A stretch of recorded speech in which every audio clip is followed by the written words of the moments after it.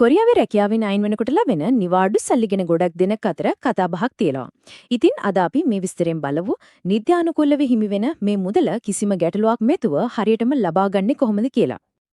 කොරියාවේ සේවය කරලා ආපහු මවුරට එනකොට ගොඩක් දෙනෙක්ට හිතේ තියෙන ලොකු ප්‍රශ්නයක් තමයි මට ලැබෙන්න ඕන සම්පූර්ණ මුදලම ලැබුණාද කියන එක. ඉතින් බය වෙන්න දෙයක් නැහැ. මේ විස්තරය අහුවම ඒ සැකේ සම්පූර්ණයෙන්ම නැති කරගන්න පුළුවන් වේවි. හරි. එහෙනම් අපි මේ කාරණය පියවරෙන් පියවර පැහැදිලි කරගමු. මුලින්ම අපි තීරම් ගමු මේ ගෙවීම ඇත්තටම මොකක්ද කියලා. ඊළඟට කොච්චර මුදලක් හිමිද කියලා ගණනය කරන හැටි බලමු. ඊට පස්සේ ඒ මුදලේ ඉල්ලන නිවැරදි ක්‍රියාවලිය ගැන කතා කරලා අන්තිමටම මේ හැම දෙයක්ම හරියට කරගන්න උදව් වෙන වැදගත්ම උපදෙස් ටිකකුත් මතක් කරගමු. හරි. එහෙනම් අපි වැඩේ පටන් ගමු. පළවෙනි කාරණේම මොකද්ද මේ කවුරුත් කතා කරන නිවාඩු සල්ලි කියන්නේ? හොඳයි. මුලින්ම මේක පැහැදිලි කරගන්න ඕන. මේක අපි දන්න EPF, ETF වගේ දෙයක් නෙවෙයි. මේක කියන්නේ එකම ආයතනයක යම් නිශ්චිත කාලයක් සේවය කරලා අයින් වෙනකොට ඒ ආයතනයේ නීතියෙන්ම ගෙවන්න ඕන විශේෂ දීමනාවක්. ඒක සේවකයෙක්ගේ අයිතියක්. ඉතින් මේ මුදලට සුදුසුකම් ලබන්න තියෙන එකම සහ ප්‍රධානම කොන්දේසිය තමයි එකම ආයතනයක කිසිම බාධාවකින් තොරව ඒ කියන්නේ අඛණ්ඩව අවුරුද්දක් දවස් 365ක් සේවය සම්පූර්ණ කරලා තියෙන ඕන එක. හරි. දැන් තමයි ගොඩක් දෙනෙක් උනන්දුවෙන් බලාගෙන ඉන්න කොටසට එන්නේ. කොහොමද හරියටම දැනගන්නේ කෙනෙක්ට කොච්චර මුදලක් ලැබෙන්න ඕනද කියලා? අපි බලමු ඒක ගණනය කරන විදිහ. මේක ගණනය කරන්නේ මෙහෙමයි. කෙනෙක් රැකියාවෙන් අයින් වෙන්න කලින් ගත්ත අන්තිම මාස 3 පඩි ටික එකට එකතු කරනවා. ඊට පස්සේ ඒ මුළු ගාන ඒ මාස 3 දවස් ගානෙන් බෙදලා දවසක සාමාන්‍ය පඩිය හොයාගන්නවා. සම්පූර්ණ ගෙවීම තීරණය වෙන්නේ අන්න ඒ ගාන මත. හරි. අපි උදාහරණයකින්ම මේක තේරුම් ගමුකෝ. බලන්න මෙතන A කොටසේ තියෙනවා සාමාන්‍ය දෛනික වැටුප. අපි හිතමු ඒක වොන් 80000යි කියලා. B කොටසේ තියෙනවා සේවා කාලය. අවුරුදු 3යි කියලා. දැන් සූත්‍රය බලන්න දෛනික වැටුප. ඒ කියන්නේ A වැඩි කරනවා 30න් ඊට පස්සේ එන උත්තරේ වැඩි කරනවා සේවා කාලයෙන්. ඒ කියන්නේ B වලින්. එතකොට තමයි හිමි මුළු ගෙවීම ලැබෙන්නේ.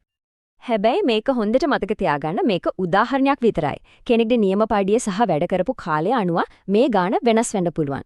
ඒ නිසා හොඳම දේ තමයි Tamanගේ පඩි පත්‍රිකා බලලා මේ විදිහටම ගණනය කරලා බලන එක. හරි. දැන් හැමෝම දන්නවා මේ සල්ලි මොනවද කොච්චර ලැබෙනවද කියලා. දැන් බලමු වැදගත්ම දේ මේක ලබා ගන්න මොනවද කරන්න ඕනේ කියලා. බය වෙන්න එපා. මේක හිතනවට වඩා සරල පියවර ටිකක් විතරයි තියෙන්නේ.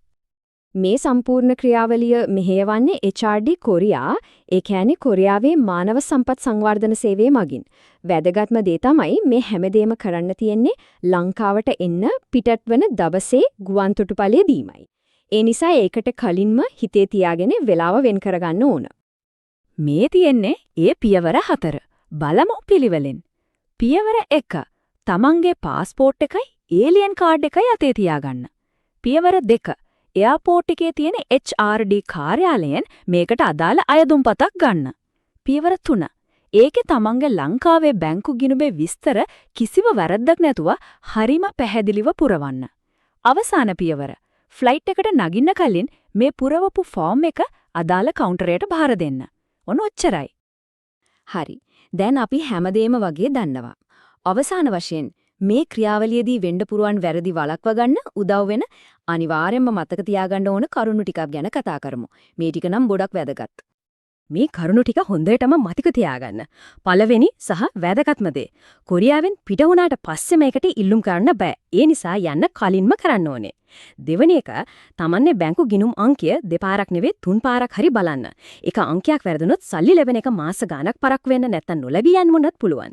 ඒ වගේම මතක තියාගන්න මේක අන්තිම මාසයේ පඩියට අමතරව ලැබෙන ගෙවීමක්. අනිවාර්යයෙන්ම බාර දෙන හැම ලියවිල්ලකම ෆොටෝ එකක්වත් ෆෝන් එකේ තියාගන්න එක ගොඩක් වටිනවා. ඉතින් වැදගත්ම දේ තමයි තමන්ගේ අයිතිය ගැන දැනුවත් වෙලා ඒක හරියටම ලබා ගන්න ක්‍රියා කරන එක. අද අපි කතා කළේ එක අයිතියක් ගැන විතරයි. මේ වගේ තවත් දැනගන්න ඕන සේවක අයිතිවාසිකම් මොනවද? ඒ ගැනත් හිතලා බලන්න.